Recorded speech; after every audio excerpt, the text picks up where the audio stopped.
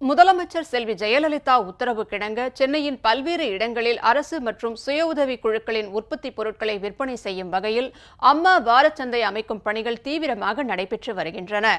சென்னை மாநகராட்சிக்கு உட்பட்ட 15 மண்டலங்களில் உள்ள 200 வார்டுகளிலும் பொதுமக்கள் பயனடையும் வகையில் அம்மா வாரச்சந்தைகள் அமைக்க இடங்கள் தேர்வு செய்யப்பட்டு அதற்கான பணிகள் முழுவீச்சில் நடைபெற்று வருகின்றன.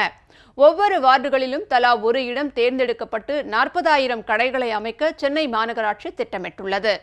தினமும் 2 வாரச்சந்தைகள் வீதம் வாரத்தின் அனைத்து நாட்களிலும் இந்த கடைகள் செயல்பட உள்ளன. முதற்கட்டமாக 15 கடைகள் சோதனை அடிப்படையில் தொடங்கப்பட உள்ளன.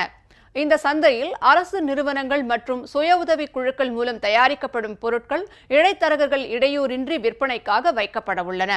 இந்த சந்தையில் குறைந்த விலையில் பொருட்கள் கிடைக்கும் என்பதால் பொதுமக்களிடம் நல்ல வரவேற்பு கிடைக்கும் என சென்னை மாநகராட்சி தெரிவித்துள்ளது.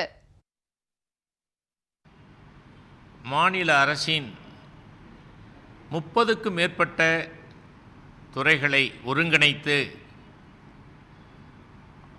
அரசு சார்ந்த துறைகளின் சார்பாக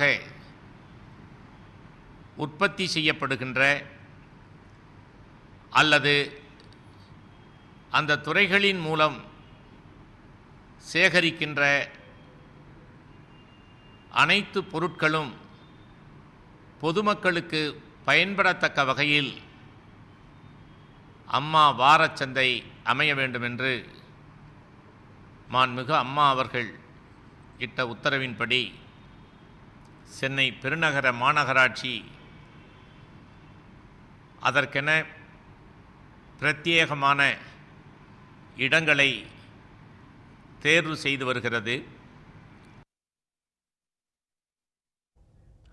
முதலமைச்சர் செல்வி ஜெயலலிதா ஆணைக்கிணங்க அரும்பாக்கத்தில் அம்மா வாரச்சந்தை அமைப்பதற்காக தேர்வு செய்யப்பட்ட இடத்தில் நடைபெற்று வரும் பணிகளை சென்னை மாநகராட்சி மேயர் திரு சைதை துரைசாமி, ஆணையர் டாக்டர் பி சந்திரமோகன் ஆகியோர் நேரில் ஆய்வு செய்தனர்.